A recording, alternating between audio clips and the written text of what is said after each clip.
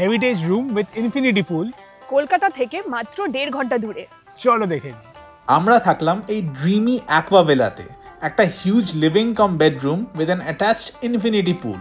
আর এই ভিউটা জাস্ট অসাধারণ। থাকা সর্টেড, এবার সেকেন্ড মোস্ট ইম্পর্টেন্ট জিনিস, lunch.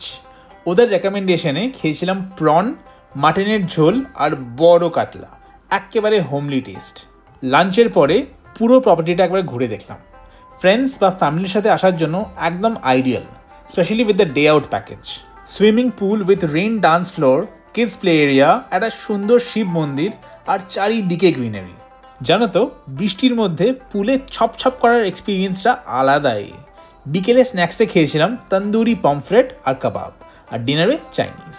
Honestly, you're in the middle of nowhere, but you get everything you need to relax and unwind.